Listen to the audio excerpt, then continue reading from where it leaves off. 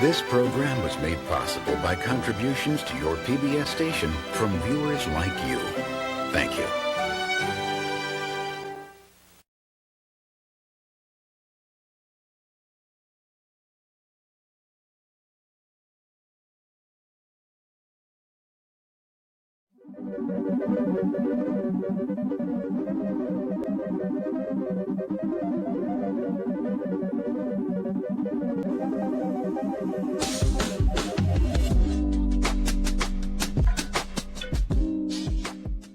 Hello everybody, and welcome back to the very last episode of 2026 for Analysis with Ro.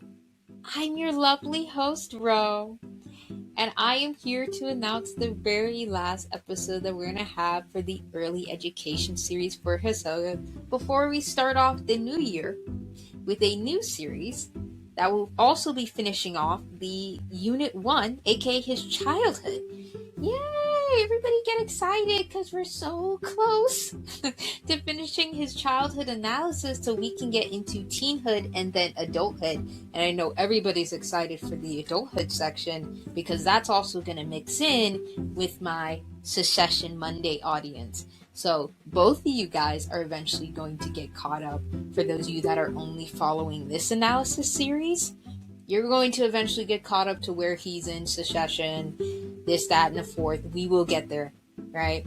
But for right now, we are finishing up with Unit 1. And then after we finish the mental health section, that's going to be the end of Unit 1. We're going to get into Unit 2, which is his teenhood. There's a lot of exciting topics around that. And then after Unit 2, we get into his adulthood. We get into all the fun stuff about what he's currently like, as well as analyzing what he's doing currently in the Secession War arc. Oh, guys, I'm so excited finishing Hisoka's like Unit 1. So this specific episode today, we are going to be more so talking about like any neurodivergent aspects that might have affected his early education. So that's how we're going to finish everything, right? We're going to get right into the brain, and then we're going to continue off with that specific topic of analyzing his mind, and then we'll finish his childhood analysis, and we'll continue onward to his teenhood and then adulthood. All right, guys, I will see you in a little bit, and then we will get started on today's topic, which is around his mind. Yeah, around his brain, around his mind, more so talking about neurodivergencies, all about the brain today. That's what we're going to be touching upon and seeing how that affected his education.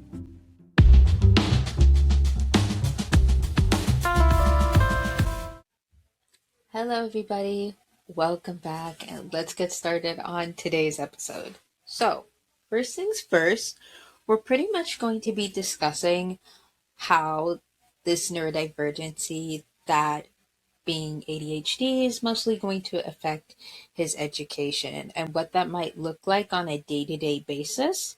And then in part 2, we're going to be discussing more so like processing, learning style, and how this applies to his pre-canon manga before we end everything and wrap it in a pretty little bow.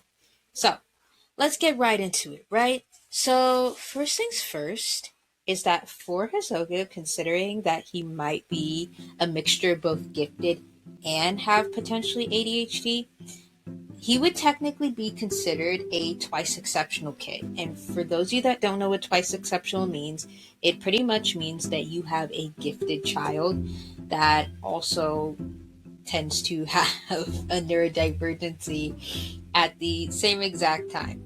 So you have him being neurodivergent, that which is ADHD. You also have him being gifted, as we've discussed multiple times in previous episodes. So you have those two traits combined. You have a twice exceptional or a 2E kid for short. Alrighty. And then the next portion of that is that the following things are going to add on. So the first thing that I want to talk about is that with having ADHD, there also is a higher chance for things like procrastination on task and tends to wait until the very last minute to do things. Now, is this all the time? Not necessarily, but that tendency is higher, and that's probably due to things like executive dysfunction, which we will talk more about when we get to his teenhood/adulthood, but that's just something to keep in mind for his particular character. Another thing to keep in mind is tends to lag 2 to 3 years. So in other words, certain things when it comes to social traits or things that have to do with more so emotional maturity. There's this whole thing about like boys in general that tends to be behind in that. I'm not sure if that's like 100% true, as I didn't look into the studies and people be reading stats wrong, so I'm not going to depend on that for right now. Just know that most likely due to ADHD, it tends to be that boys tend to be behind on those traits anyways. Then I would imagine it's like kind of behind times 2 due to ADHD being kept in mind. Now, I'm not going to say this is the case for everybody or everyone who has ADHD tends to fall behind when it comes to social and emotional traits. I know that's not the case for everyone, but for certain people, and I think like boys especially, that probably is the case. So that's also something to keep in mind when it comes to his character. All right. So all of those technical aspects aside, and something else to add is along with tending to procrastinate on tasks and waiting until the last minute, there is an additional thing that we'll talk about when it comes to intuitive learning, which adds on to his processing/learning style. You'll see what I mean in a minute, but yeah, let's just all keep those very first basic facts in mind. Now, let's get into what I really want to discuss, which is how it affects his education as a whole. So we basically see what type of foundation that we are building things upon. So now let's add on to that. So these are the following programs that I've talked about a little bit before, but now I'm going to talk even more about it and kind of add on to what I've discussed in the last episode. So I've talked about GATE, but I didn't really go into detail about what GATE is, so I'm going to get into that in this episode. GATE, also known as the Gifted and Talented Program, which pretty much offers advanced classes to kids and students, right? It's like advanced classes, you tend to be ahead of your peers during this time. So you'll be ahead of your peers.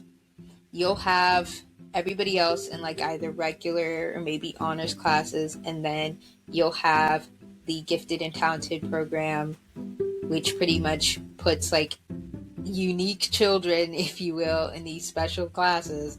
Now, there has been a whole debate, and I would kind of agree with this debate around the ethics of such classes, because the way it was organized, especially in the 2000s, it was kind of strange. I'm not sure if everybody had this experience, but they kind of treated these children like experiments. I know in some classes, I did not get this exact treatment, but I know particularly for kids who grew up in like the very early 2000s, the 90s, and maybe even like late 80s, they pretty much would put you in like the special class, and then they would have you like take these unique tests, but they would also kind of drug you a little bit. From what I've heard from some other people, like they would kind of drug these children a little bit and kind of see how this worked out. It's like children who most likely than not also who happen to be neurodivergent. Not all the children in that group is neurodivergent, but at least odd some pretty much were treated like these weird alien test subjects. It's a whole thing. Okay. I might have to do like a reaction to one of the videos I've used for research, but let's just say the Gifted and Talented Program that existed, GATE, it was a weird time. I'm sure it changed by the time I was a child. I'm not sure if it was called GATE by then. I think by the time I was a kid, it was called something else, and they changed it entirely.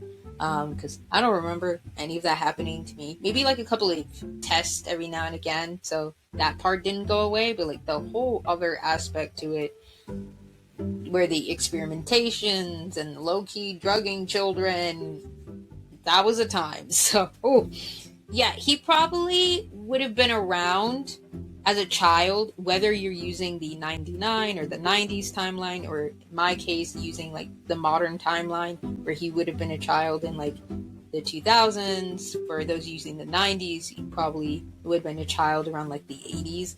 Either one works in this case, especially because it's like the GATE program's been here for a while.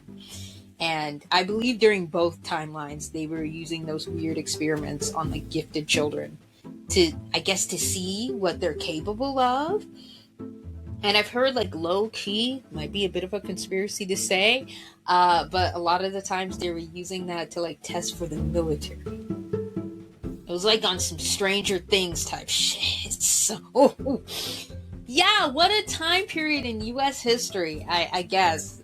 Seriously, someone has to make a documentary about that, because it was a weird time.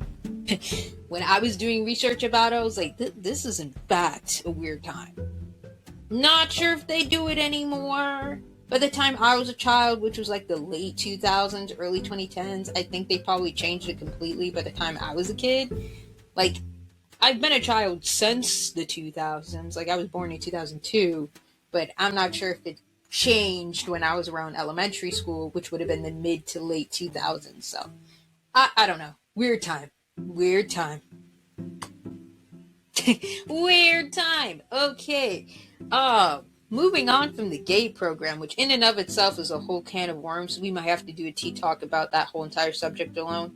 We would be here all day if we were to talk about the entirety of the weirdness that was the GATE program. All you need to know is that the basics of it, they were giving advanced classes to kids. They were pretty much testing out the skill levels of children, and if you were advanced enough, you were pretty much being in this class. It's like an honors class times 2. I guess the equivalent, especially if you're in like maybe middle high school. High school I know is like AP classes, or what was it called? It starts with an I. IB. Yeah, International Baccalaureate. IB. For at least high school. I'm pretty sure some middle schoolers would take AP, IB classes, depending. Yeah, so it definitely depends. Anyways, moving on to the next thing, which is pretty much after the GATE program, another thing was added on probably. So if he was most likely in the GATE program and as a twice exceptional kid, he would also have an IEP. Considering that ADHD still counts as a disability, so most likely his set/studio teacher has what is known as an individualized education program, which pretty much for children with neurodivergencies or any other kind of disability that might affect learning, what would happen is that you would have a set plan that pretty much makes things a bit easier. You have accommodations, if you will, that will make things easier for you to learn so that you could keep focus and everything else. For some kids, you might need longer time testing, right? For other children, you might need headphones to keep from distractions. There's different things, right? Other children, they might need fidgets, especially for, in this case, children who have like ADHD. You might keep fidgets or things around to keep your hands busy, because if not, you're gonna pretty much have your hands or your mind be focused on other things, and you won't be able to focus on the task at hand. And that's not ideal in an academic setting. So in order to keep focus, then you would probably have to have a couple of things to keep your hands and your mind busy. Maybe fidgets, maybe, a couple of other things just to keep preoccupied. Maybe fidgets, maybe like in his case, it's like if they were to do like classes around like math or like language arts, and they have to have that set amount of education time that the state requires, right? It's like during that time, compared to like maybe Ibaki, it's like he would probably have to keep his cards around to keep his hands busy. Yeah. Versus like with Ibaki, it's like she's not supposed to do that. For her, it would probably be like just gifted, but I'm sure like the neurodivergence part doesn't apply as far as I'm aware. So like for her, it'd just be like, just keep an eye on him, I guess. But like you're not allowed to do what he does. And that's besides him being like the golden child of the group. That really is more so to do with like just keeping him focused. Like his hands have to stay busy with something, which we do see within his adulthood. So it's not far-fetched for me to say that, considering that's a trait that tends to stay around even in his adulthood, because obviously you kind of grow into your neurodivergency. It's like that's just how your brain works. That part, I do believe like one of the major misconceptions about neurodivergencies is that you grow out of it. Newsflash, you do not. Okay, you do not grow out of your neurodivergency. You're kind of just like that. Your brain is just wired that way, meaning whatever happens in childhood, sure, you learn how to deal with it and cope with it as you get older, but the trait itself is not going to go away, because that's literally just how your brain is wired. There's nothing wrong, right? Of course, there might be certain issues that comes with your brain being wired different, but ultimately, that's just your brain, you know? It is what it is type of situation. Alrighty, but yeah, that is an IEP. That is essentially GATE. Let's talk about a couple of other things, such as strategies that the teacher might use on top of, you know, the programs at hand. So while he's in IEP English / GATE, what also happens is the following things that might help Hisoka focus while he's learning, period. Whether it be him learning like the traditional things that he kind of needs to learn in order to make sure that the state's expectations are met, or of course learning for the sake of the circus / entertainment group as a whole. These are the following things that his teachers depending / managers have probably done. So the adult in question, teacher in this case, would tend to set a daily plan for projects. So in other words, as I said in the very beginning of this analysis, kids need structure. All kids, but especially neurodivergent children especially. They need a plan, they need a structure, and on top of that structure, they also need what is essentially a game-like strategy. You need to treat these activities as if they're a game. If not, you're losing these kids' focus, and you're probably not going to get it back. Now again, this can work for other children, but I'm just saying, especially for neurodivergent kids, keep shit like it's a game. Otherwise, they're not going to keep focused. So like, for example, let's say that for a Zoe in question, you want to plan out this certain trick that has to be done, right? Now, children, they go based off of rewards in general. But with neurodivergent children, it's rewards times 2. The reward has to be there, okay? The job will not get done unless there's a clear award, which is something we've also talked about in another performance episode previously. With the kids, you gotta keep them active. You gotta have a reward in the end. You gotta treat everything like it's a game. This will most likely work due to how things are wired. We'll get into the specific wiring in the next section, but just know that because of said wiring, you're going to have to treat everything like it's a game. And again, we see this even in his adulthood, where pretty much everything's kind of set like a game for him, to the point where it's like, is he joking? Is he not joking? It's like 50-50. 50% of him, at least in his adulthood, he's joking. The other 50, it's not. However, it looks that way because, again, everything has to be seen as a game in order for him to focus. That's just him. Besides being in the trickster archetype, another addition is potentially ADHD as to why it might be that way. It's like a whole mix of different traits together, where you have this, you also have the trickster archetype, and you have a couple of other things that we will get into later as to why he tends to be at least the jovial persona that you guys know and recognize today. So yeah, game-like strategy, keeping everything at a focus, and building study habits that pretty much will keep his brain in tune to make sure that he is not ultimately distracted all of the time.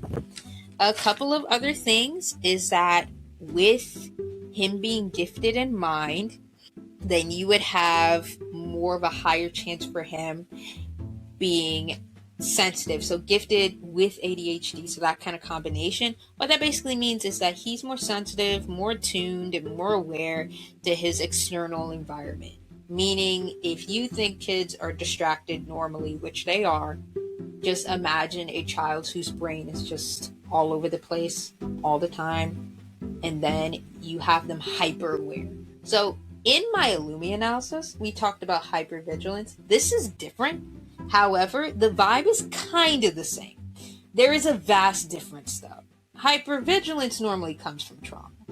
Being hyper aware, though he is traumatized as well, I would say this case for being hyper aware when it comes to neurodivergencies is a lot different.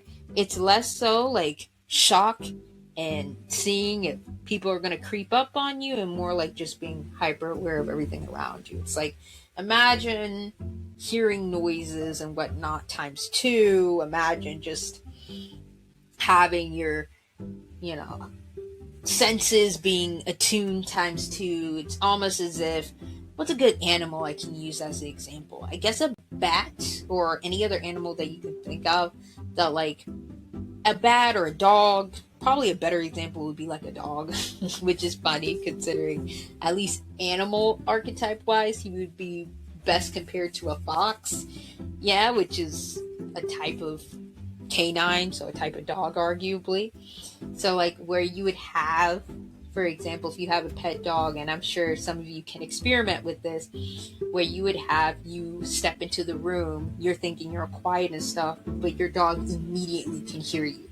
And it's like, whoa, first of all, it's because of their ears, right? But even like ears aside, they're more aware of their surroundings, even if you think they're not, right? So it's like you just woke them up because they're still aware of everything around them, even when they're at rest. Now imagine that, but with a person. Is this the case for everyone with ADHD? Again, perhaps not. But for some people, that is the case, where you pretty much have someone that could be, no offense, best compared to a dog when it comes to their senses being like hyper aware, where it's like you approach, they already know you're coming. They already know you're there. You're asking why, and it's like, it's because they feel it. They're more sensitive and aware of the environment around them. Which, ironically enough, we're going to talk about it more so, but when I think predator in his case, I don't think of the creepy thing that people think of. We'll get into detail with that, right? It's like, it's more akin to like the predator and prey relationship within the animal kingdom, right? That's why it's probably better to compare him to that of a fox. And like having his senses attuned to like wait for his prey, like quite literally being a hunter, which is ironic.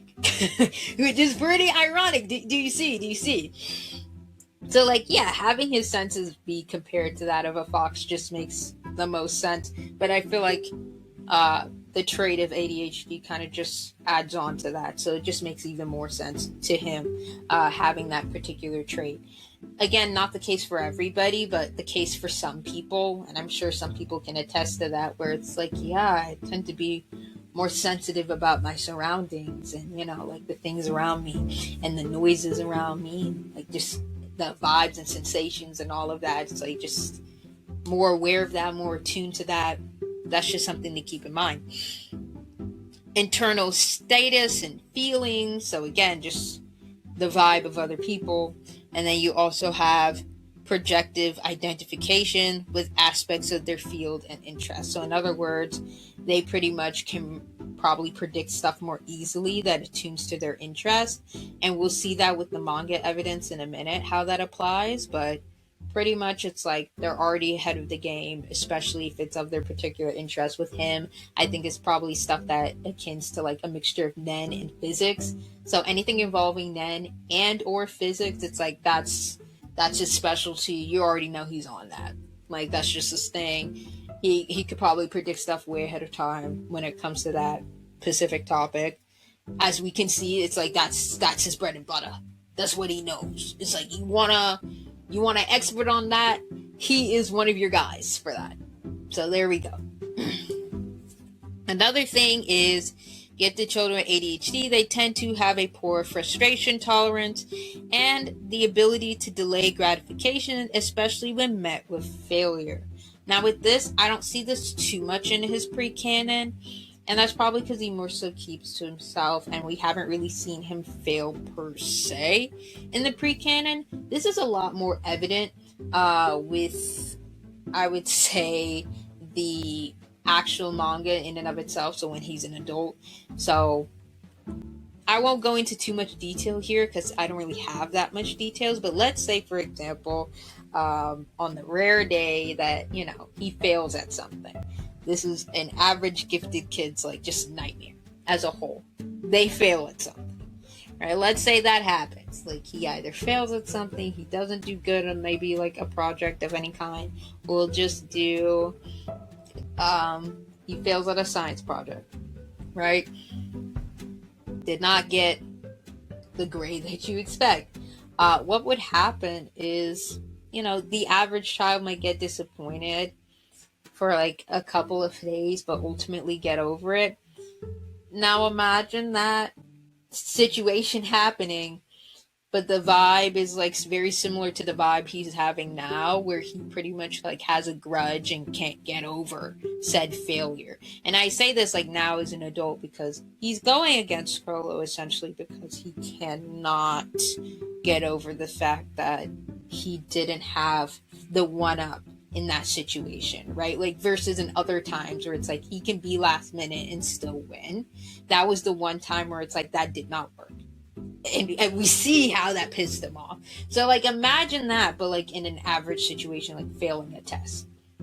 He will be that one kid that would be like, I demand extra credit work and to retake the test. Because failure will not be in the picture. If you think his fiance is somebody who overworks, then oh man, you have not been paying attention to Hisoka either. They are meant to be. Okay? They're both overworkers, just in different ways. Like, I see it clear as day. They're both overworkers. It's just different for them. Like, the vibe and how they go about it is different, but they will work themselves to death, both of them, if given the chance. Like, he's free-flowing more so when it comes to it, but it's like, when it's really down to the bread and butter, it's like, that shit better ultimately be perfect. Like, the end result better be perfect. He's just a little more laid back with it. The results just have to be perfect. If they're not, then it's like mess arises. Disaster arises. You know, the works. The next thing after that is like delayed gratification after failure. You also might require minimal amount of external stimuli.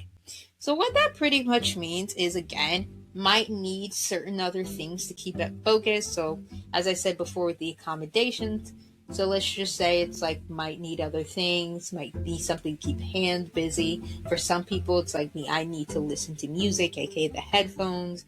Just keeping a minimal amount of external stimuli to keep it focused, keep it big. Just making sure like the brain is busy, right? It's like might be multitasking, might be doing more than one thing, where another person would be like, that's too distracting. For someone that particularly has ADHD in general, it's like, that's actually something I need. Like if I were to listen to music, most people would probably listen to classical music. Not everybody, but like some people listen to classical music because it's like it has no words in it.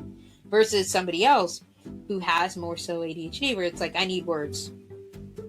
I actually prefer hearing other people talk, so my brain just stays active, you know, and has the distraction of somebody else instead of me doing it alone. I talked about it way back in the day, like in the last analysis for his fiance, where like body doubling is also a thing, where it's like I need somebody just there so I can keep focused, because me being alone is just not the way. There's all different kinds of things that represents like external stimuli, but an external stimuli of some kind to keep focus. I guess the example within like the adulthood, and we'll go into more detail about it. There's plenty of examples, but if we're going to use a Succession example, him at the casino definitely still counts, where he's like focusing on a plan on how to defeat Krillin, but at the same time playing like card games. That also counts. So if you want to count that, that counts too. Next thing, so after external stimuli, you also might have difficulty transitioning to a new task or activity. So pretty much what this basically means is like if you hyper-focus or hyper-fixate on one thing, you might have a hard time like adjusting to something else. I can definitely see this a little bit within his childhood, but this is probably more so of a teenhood/adulthood kind of thing. But let's just say again, he's focusing on one certain task, or in this case, considering we are in the Succession war arc, if he were imagining, like if we were imagining him as an adult right now, it's like him making the plans that he's making, right? It's like might not be able to focus on anything else. If he were to plan on any other strategy, like let's say he has to do a Heaven's Arena fight and he does the rare thing of planning ahead of time, maybe that's not always the case, but the times that he does, that's probably all that he'll focus on. Those are pretty good examples. There's plenty of others, but if he were to like do a certain performance, right? Like let's say, I guess an example within the pre-canon would be like if he were to do a specific performance and be like, I have to learn this certain routine, he would just be focusing on that routine and that's it. Like there's no distracting him. There's no nothing. Like you distract him, you're the devil reincarnate. Like how dare you distract me? I have to focus on this one task alone. And that's pretty much what that would mean. Like just focus like a cat. Like just, I must hit the target no matter what. That's the mindset. That's the goal. You also have, on top of that, ironically enough, tends to be forgetful and have poor organization and time management. We see this. The clearest examples, like that one scene, we'll talk about it more when we get to his adulthood. But like that one scene with his fiance where it's like, did you not watch the news? And he'd be like, no, I didn't. It's like, oh, that's the clearest example for that right there. But if we're going to go back to, like, let's say his childhood, right? Like for the pre-canon, his childhood, aka what is the clearest example of like poor time management and poor organization skills? I would argue not many examples exist for that. Like, he's actually pretty well organized, but I think the only reason for that, I think the only reason for that is because, again, when it comes to being in the entertainment industry as a child, you already have a strict schedule that your managers and team have basically set up ahead of time. So it's not up to you planning anything. So I think the only reason we see him like this organized and this strict within his childhood is because it's not his schedule he's going by. He's going by like all the other adults' schedule, and he just kind of has to follow through in order to get paid. It's like, this is not even your schedule. It's like, you better follow through if you want to get paid. And it's like, okay. So that's the only reason why. That structure, as we said before in previous episodes, heavily manufactured. That's pretty much the only reason where it's like he's not all over the place like he would be for his adulthood. It's not his set schedule to begin with. Only reason. It's somebody else's time. So that's why we see him in this organized way. Had it have been his time, maybe things would have been different. But it's not his time, so there we go. And then the last thing that I could say for how this would affect his education specifically, before we get into like processing/learning styles, is that he could do well in projects, but tends to have difficulty following multi-step directions. Now, in this case, I think it definitely depends on what the project is. I think because he's in a type of like business and situation of being within the entertainment. First of all, let's get into some house rules / things to talk about. So first things first, 66% of you are not subscribed. What are you doing not being subscribed already? Join the council. There's all kinds of things going on. We have started our Succession Monday, where we pretty much talk about whatever's going on within the Secession War arc for Hunter x Hunter every Monday, or every Monday that I get a chance to talk about said thing. We do deep dives about different characters and about the different plot points that are going on. It's great fun, but it's now about to be on Patreon pretty soon. The last public episode that I'm going to give y'all is somewhere around January. After that, it's going to be a Patreon only series. So not only can you join the family here on YouTube, but you can also join either my Patreon and or Ko-fi, which I'll put the logo for up above, where you can join the Ko-fi family and be a part of the council officially and support this channel so that we can do even more stuff on here. I have so many things planned for you guys, so many different movie reactions and whatnot, but I can only do it with viewers like you, right? It's like you guys keep the show active, you guys keep the show going. Subscriptions are enough, but also on top of that, if you want to further support the channel, then please click on the link down below. That's a Hoobie link. It will take you to Ko-fi. It will take you to Patreon so that you can further support the channel. All right, guys, I hope you enjoy. And now, back to your regular scheduled programming.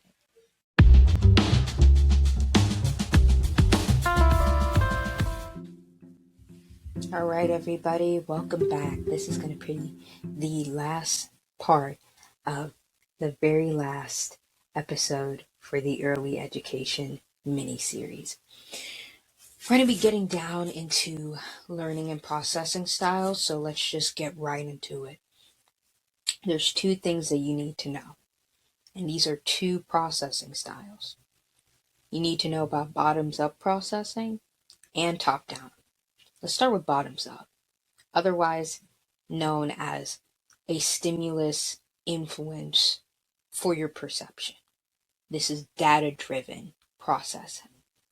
Another thing that you need to know about bottoms-up processing is that it begins with the stimulus, so the senses, if you will, and then it works towards your brain, where it's then analyzed. Think of this as a in-the-moment kind of processing, if you will, versus top-down, where it's background knowledge to influence perception, otherwise known as theory-driven. So pretty much this is stuff that you know beforehand, and it tends to be more holistic, and it stems from the big picture overall, right? So it's like you're theorizing about the big picture, uses context clues, past experience, expectations, and prior knowledge. So it's all about what you know from the past, versus bottoms-up processing, which is what you know currently, like the current information given right before you.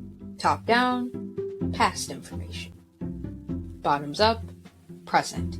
In the moment, depends on the senses, like what you're going to do right then and there. Cool? Cool. Alright, when it comes particularly to Hisoka and how ADHD and processing would work overall, this might be the case for a lot of people.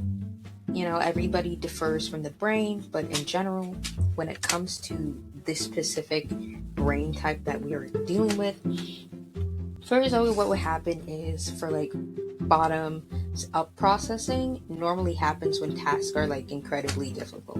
We see this a lot when it comes to him fighting. You'll see a lot of that bottoms up processing occurring. So that happens a lot during his fights. This also happens for a lot of other things for his life, but we see this often with his fights. I think in the past, the fight with Maritno was a clear example of bottoms up processing the whole time. And of course, you also had the fight with Castro being another clear example where bottoms up processing is used. Top down processing is more so things like daily routines, something that we don't see as much, but I guess you could use his shower scenes, for example, or just something that's a daily routine, if you will. That's more so top down, things that are typically easy to remember. A routine, if you will, like I said, so a morning routine, night routine, things of that nature would probably be something for him that would be easier to remember, and therefore more so be akin to top down processing, in which the difficulty level for said skill is pretty low. And also, Another thing to remember about processing is, of course, this can all be destabilized by like some form of a distraction to the point where it's like you kind of have to start all over again. That's just also something to keep in mind. So again, top down, bottoms up. Top down happens with like routines, easy skills to follow through, low amount of difficulty. Bottoms up, high amount of difficulty. You have to have a lot more of those critical thinking skills mixed in, along with like data-driven knowledge. Got it? Good. All right. Now, another thing that you have to note that along with the processing styles that we've learned about, he also tends to be a self-directed or self-driven learner, otherwise known as a hands-off / minimal help learner. What that pretty much means is exactly what it sounds like, where a lot of the learning processes that he has is independent.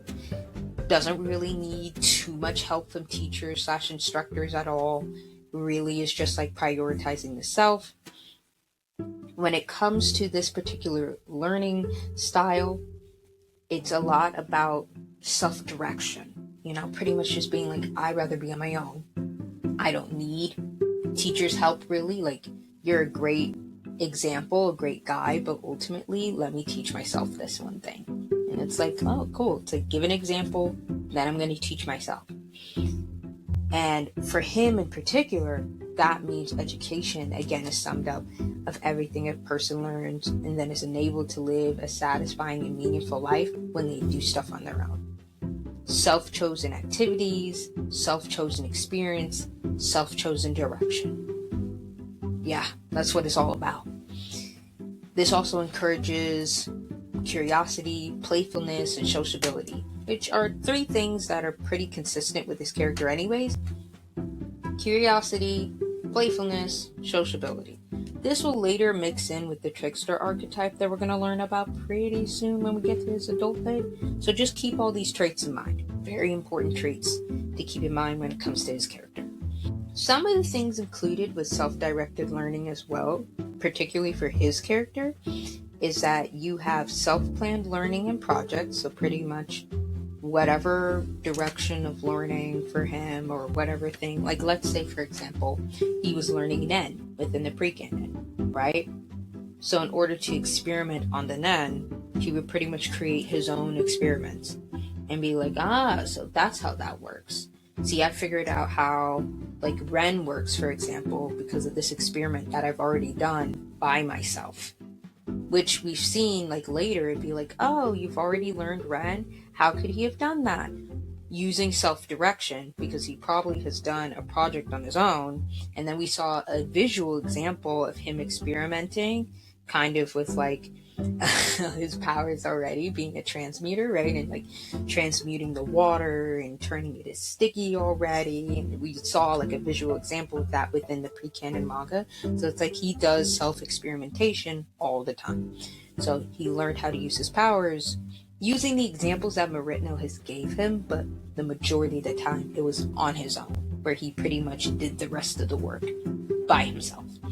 Now, there's also 2 things to keep in mind when it comes to self-directed learning, which is autonomous learning. That pretty much means learning with independent thoughts, individualized decisions, and critical intelligence. So pretty much what I said, like how he would teach himself Nen, for example. Of course, this would probably apply to other things, like how did he learn math? He would probably do the same thing, where it's like self-directed. So the majority of stuff where it's like, oh my god, it's like how could he have seen more this intelligence? Like besides like studio teachers, besides his manager, another way that he could have done it, especially like maybe during the times in which like he was impoverished with his mom and homelessness. It's like how could he be kept ahead and like, obviously naturally gifted, but on top of that just seems like he kept up to date with his giftedness, and it just seems like he's so attuned. It's like, how could he know like this advanced mathematics and all this stuff that's involved, and he knows about like magnets and everything involving like the sciences. It's like, how could he have known that? It's like self-direction. Most likely it's because he probably taught himself. this is like previous knowledge to where it's like, yeah, his mother might have helped a little bit, and maybe he might have read a book or two, but he probably did most of it himself.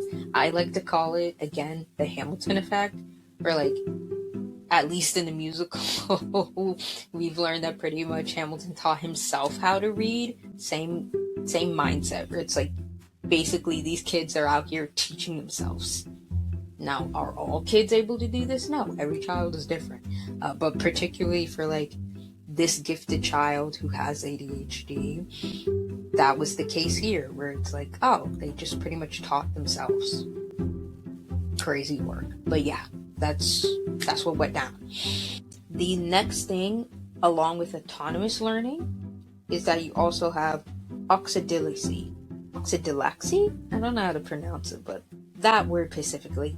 And that pretty much refers to self-instruction outside of traditional schooling. So, same thing of what I've basically been saying, it just adds on to pretty much teaching oneself how to do something. So it's like, you'll have some guidance and, again, minimal help from the adults around you, but ultimately it's like, I got this, I'm on my own, I'll teach myself. I'll figure it out using a whole lot of self-experiment, see what I need to do, and then, bam, I've mastered it by myself. True giftedness, ladies and gentlemen, true giftedness. All right, so that is pretty much being a self-directed learner.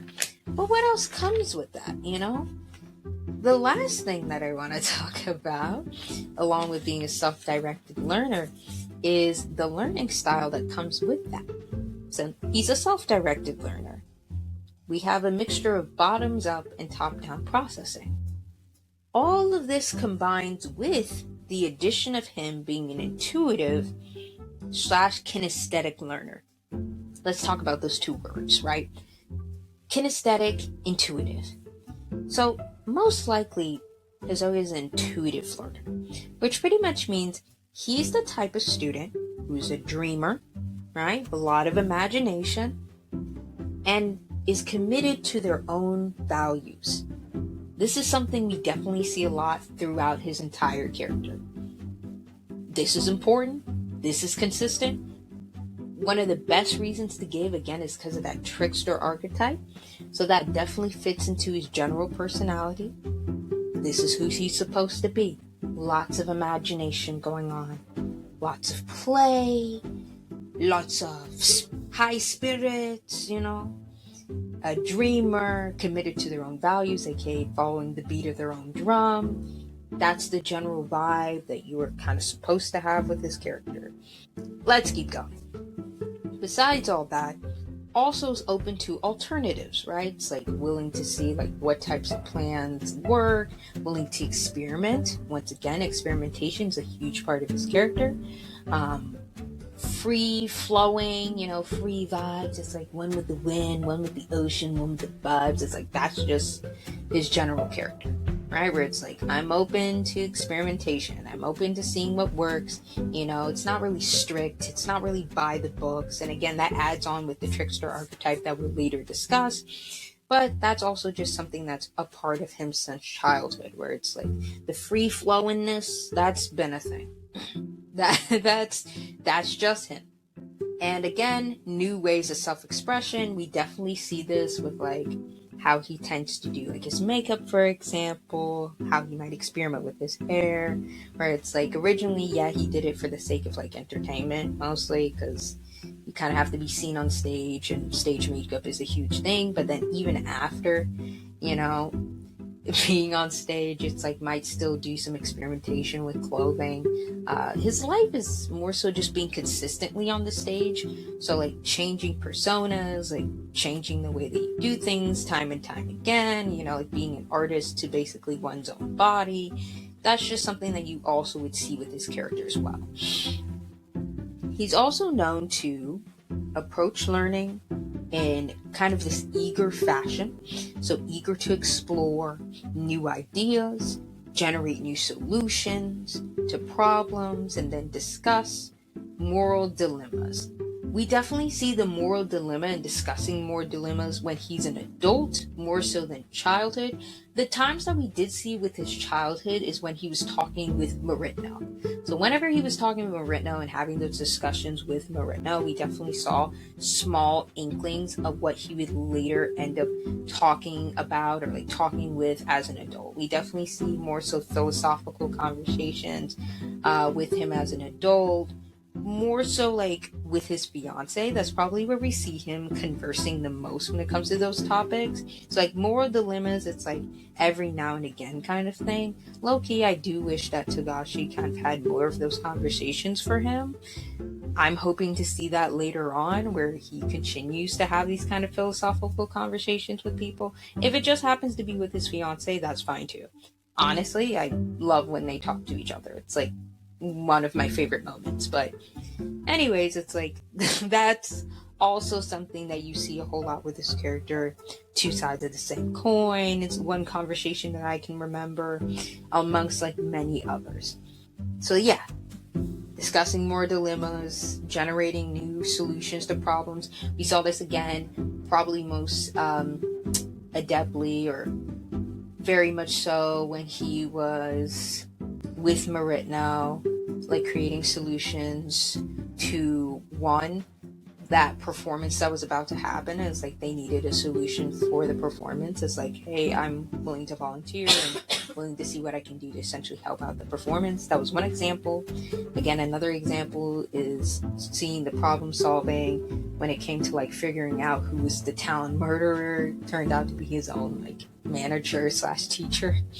He figured that out using like problem solving skills. And another way of seeing it is like in the pre-canon is with Marino and him, like we're fighting and him figuring out it's like your powers work by madness. Again, it's like on that cyber chase, a Scooby-Doo type shit. It's like I figured out who the bad guy was. Craziness.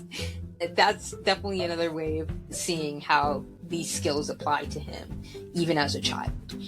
You also have interests that are varied and unpredictable, prefers activities, which allows them to, again, explore. A lot of exploration when it comes to his character.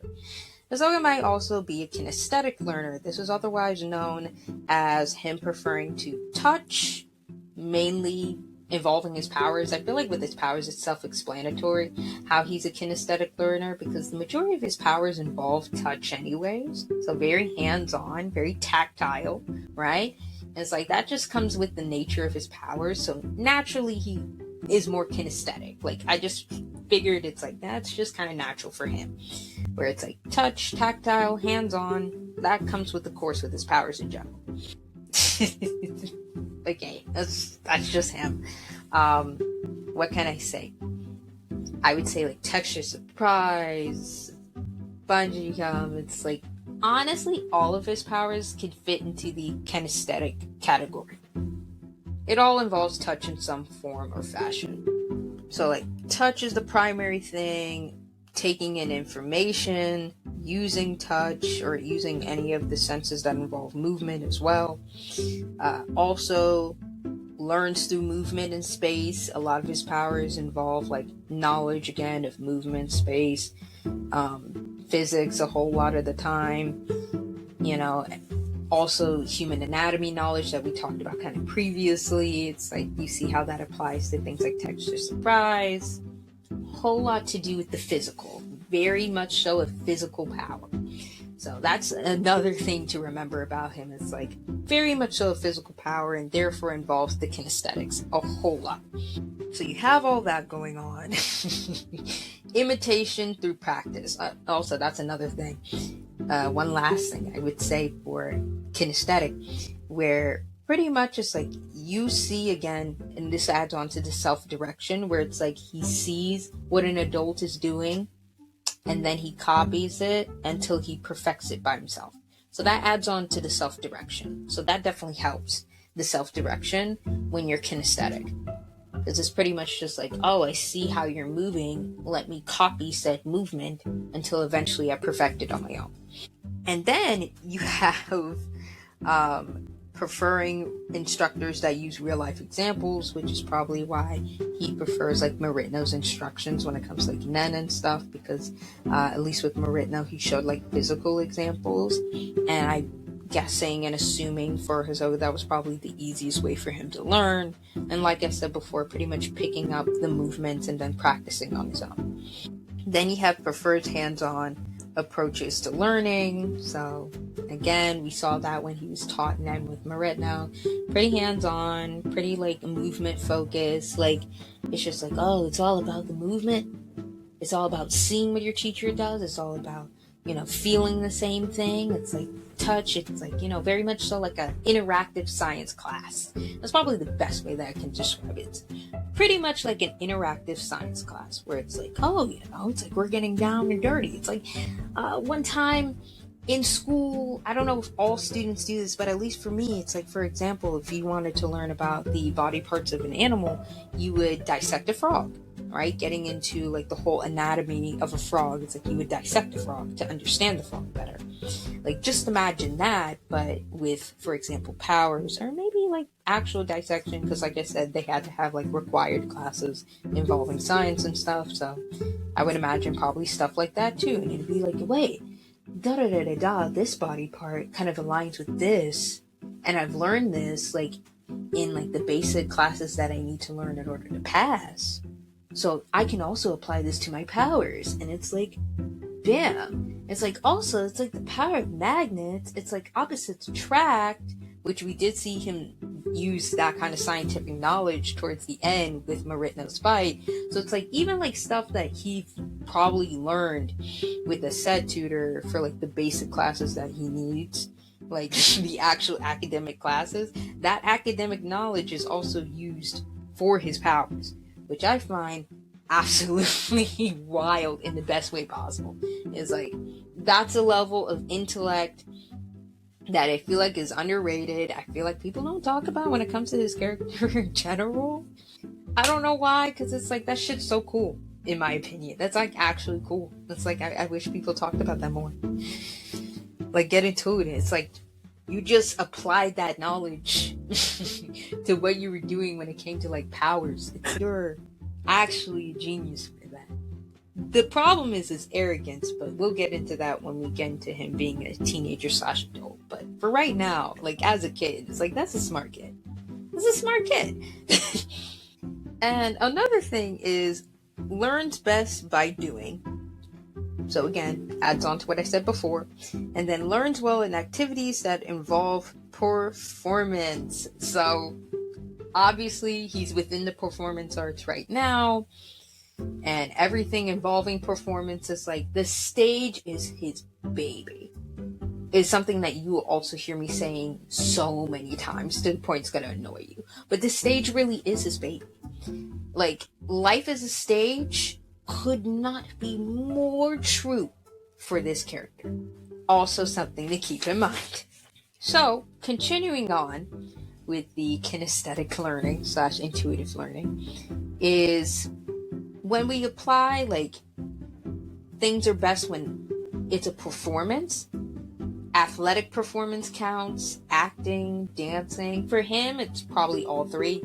It starts off with like acting / dancing whenever he was in the circus / entertainment troupe, and then later on we move on to him being like an athlete just in general, which is still like a performance in and of itself. It's just more so with sports, so it's a little different, but the vibe is kind of the same. He's kind of a showman even within like him being an athlete, so not much has changed.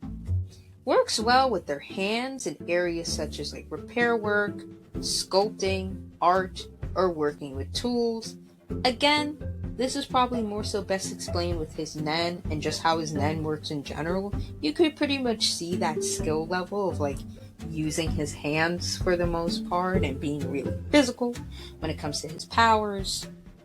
This one's really self-explanatory. I would recommend like looking at the manga when it comes to him specifically, like just once, and seeing how his powers apply. That explains like working well with the hands. Self-explanatory, really. tends to be well coordinated with a strong sense of timing and body movements. This especially applied during that one time where he was doing the performances, and if it wasn't for him and his good coordination, I should say, he would have been severely injured. So it's like, again, going back to that, like flashback to that moment. Probably other performances as well that he's had where it's like the coordination's very well. We see this a lot of times with his adulthood as well, but it's like, yeah, it's like him moving across with ease, right? It's like flexibility, like things of that nature could also apply to a strong sense of timing and body movements. Another thing is often wiggles, taps his feet, or moves their legs when they sit. Now, this is something that I don't see too often, but that's only because we don't really see him sitting a lot of the time. But he does tend to move his hands a lot while sitting or needing something to essentially move with, whether that be mostly cards, but probably other things as well. So it's not only feet that I see. Not to say that it doesn't happen. It's just, again, something that I probably need to observe better. But definitely with hands, I should say that this is the truth more so. And then it's often labeled as hyperactive. Now, for him, here's the deal, right? Because it's like a 50-50 for him. That isn't to say he's not hyperactive, but I don't think he's as hyperactive as people think, at least during his adulthood. His childhood, I would argue, not as hyperactive either. There's definitely plenty of moments where one could argue that he is hyperactive. It's more so like it definitely depends on the situation. Most of the time, he's arguably pretty calm. But that isn't to say that he's not hyperactive. It definitely just depends. It's like highs and lows more so than consistent like highs. So like there's definitely a lot of low moments to where it's like, oh, he's chill right now. And then there's definitely moments where he's all over the place. It depends on where the manga kind of wants him to be. So that's also something to keep in mind. Now, for the last part, we're going to get into more so all the examples, and then we're going to close out. So the examples, at least within the manga, for everything that I've explained, is that, number one, let's talk about the learning style of him being intuitive and kinesthetic. One example of this within the pre-canon manga would, of course, be in page 22. So in page 22 specifically, in which he seems eager to explore Kishida's routine using self-direction. So again, talking about the self-direction and observing like the adults, like him learning Kishida's routine, he did that using self-direction. And then he made that routine quicker and easier for him to learn. So in the process and time that it took for him to learn it, it was a lot quicker due to the fact that he used the method that best suited his mind. So maybe not the way that like the other teammate learned it. It's like okay, it's like, so this is the strategy, so this is how things move. It's like, let me put my own strategy to it so I can learn it quicker, which for some other people, apparently that scares them. Me, that would personally excite me. It'd be like, oh my god, you're such a quick learner. It's like, that's actually kind of crazy. It's like, how do you do it? I don't know. It's like the adults around him were crazy, because me personally, I would be asking out of like absolute joy, because it's like, you learn choreography fast, like please teach me your ways. Like, jealousy is a crazy thing. It will block you from lessons. I promise you that. Like, they were so jealous, and it's like, what are we jealous for? If anything, you should be asking that kid, what's the secret? Anyways, let's move on. You then have another example, which is, of course, page 26, in which he is a mix of being aware of the external environments around him, so what I talked about previously, and then you have generating new solutions, and then quick learning through movement, all in page 26. So that is something that is a clear example in page 26, and what ultimately happened, is that he helped save kind of himself again, that whole performance dilemma, it's like he used all those skills combined to essentially save himself from being severely injured or dying. I will never forget. I will always remind you guys that. It's like, that happened.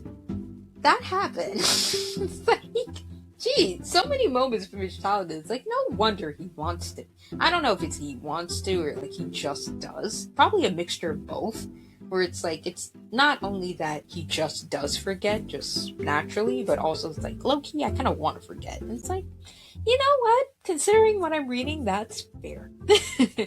That you probably don't want to remember most of your childhood. It's like, it's fair that you don't want to even try. It's like, I get it. I get it. Alright, moving on.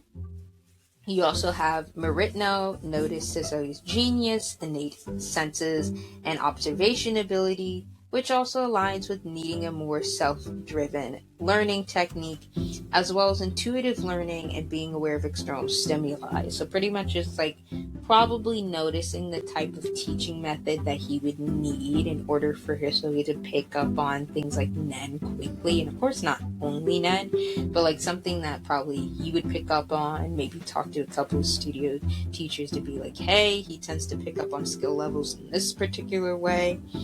It's like, oh, so he's self-driven, intuitive, like all these different things. It's like, this is the following methods we need. So like he is kept with the program. So he notices that, like literally Meritno himself, it's like, wow, he has such genius innate senses and observation skills, or observation ability, he said himself, within the pre-canon. So it's just kind of like, oh, so his instructors notice. So it's not just, you know, something that I've kind of pulled out of nowhere. It's like, this is something that his instructors / managers have said about him. Next thing, on top of the evidence that we already have, is that in page 33, Hisoka most likely used bottoms-up processing in order to learn about Ren. So again, what I've talked about previously. And then also showed an eagerness to explore in page 35 during Meritno's lessons about Nen. And some other things, and the last thing that I want to talk about is that kinesthetic / self-directed learning shown in page 44, in which Hisoka was seen exploring and experimenting with his Nen. So again, kind of that page where it's like he was experimenting with Nen and then seeing the water change. It's like, that was on page 44, if you wanted to check what page that was. And then in page 58, he uses a mix of top-down / bottom-up processing as well as other observation skills to discover that Meritno's powers depend on magnets, and that was also the time he discovered Meritno was the town serial killer. So that was all good fun and dandy, and that's all on page 58. Some statements that add on to what I essentially said, in case you don't believe me, is that for the sound they just made, I see the trick. They're magnets. You know, like that one meme, I don't know if everybody's seen it, but like that one meme with Stranger Things, where it's like, that's it. This thing, I have a theory. It's pretty much that shit before Hisoka, pretty much. Like, it's absolutely insane, ladies and gentlemen. It's pretty much that shit, but like for him. Oh my god. Oh, it was pretty much that, where it's like, that thing, I got it. Magnets. I always say it's Cyber Chase moment, but I guess Stranger Things also fits into that category of like characters just randomly theorizing, and it just like works out in the end. Whatever works, but it's like, I get it. I see what the trick is. They're magnets, and it's like, you know what? Sure, on that PBS Kids Stranger Things type time in, whatever, bitch. Like Saturday morning cartoon type shit. Honestly, I would love to see a Saturday morning cartoon of his pre-canon. I would not mind. Like, hey, somebody needs to make that shit happen. Call Togashi and who do we call? Warner Brothers? Warner Brothers when it came to like Saturday morning cartoons, that's who you called back in the day. We need to bring back Saturday morning cartoons now that I think about it. We don't really have that anymore. See, these kids are deprived. They're lacking imagination because they're deprived. Let's move on. Next part. You also have every time you're done airwalking routine, Maritno, I've noticed that the necklaces on the people in the audience strangely begin to like levitate. And that's how I figured out you're using magnets for your powers. It's like again on that Scooby-Doo cyber chase, Stranger Things type of timing where it's like I figured out the mystery. It was because of insert thing here. And it's like, alright. And I would have gotten away with it too if it wasn't for you meddling kids. That's what the vibe was. Again, I would not mind this shit being turned into a Saturday morning cartoon, because when I tell you the pre-canon, it's like, that's Saturday morning cartoon material. I don't care what anybody else has to say. It's like, if the anime ever ends, hey, Togashi, you got more material, okay? I'm saying you can make great bank. Like, call up Shueida again. Shueida again. Shueida again. Call up your buddies. Plan a day. And literally just have an absolute blast. Like, turning this into whatever. I want you and him a part of the plans. Because only you and him know how to create such geniusry. I want nobody else. Well, maybe other people, of course, to like work on the animation and stuff, but it's like this is Saturday morning cartoon material. When I tell you that pre-canon moment, I was like, okay, I feel like I'm on cyber chase again. I don't mind at all. Oh, like his childhood is both traumatizing and exciting. Hey, you need a traumatizing and exciting experience to create such a man. So, that is it, y'all, for the last part when it comes to Hisoka's early education, and that's pretty much all that there is to it. So, I hope that you guys enjoyed today's episode. And again, remember to like, subscribe, and or follow, depending on what platform that you're on. You already know, this is on all streaming platforms. Remember to like, remember to follow if you want to see even more of this kind of content. Guys, I will see you next time. The next episode will be around more so Secession. So for my Secession Monday babies, you'll get your last public episode. And then remember, after that, you kind of have to subscribe to my Patreon/Ko-fi, because that's the only way that you'll be getting the rest. Because knowing how I tend to talk, it's probably going to be too controversial to put on YouTube. Because we're going to be discussing a lot more political conversations when it comes to that. That's why it's on Patreon/Ko-fi. It's like, I don't want to censor myself, right? I want to keep things real. You already know that I do as is, but it's going to get a lot more real. So, you guys, subscribe to everything, okay? Make sure that you keep up to date. And for my Secession Monday babies, especially subscribe to Patreon and Ko-fi. Join the club. I don't bite. It's a good vibe here. You can also join the Patreon and Ko-fi through Discord. I will put the Patreon and Ko-fi in the general section for those of you that are Discord babies as well, or Discord council members as well. And I will see you guys next time. I really hope that you enjoyed today's episode because it was a vibe.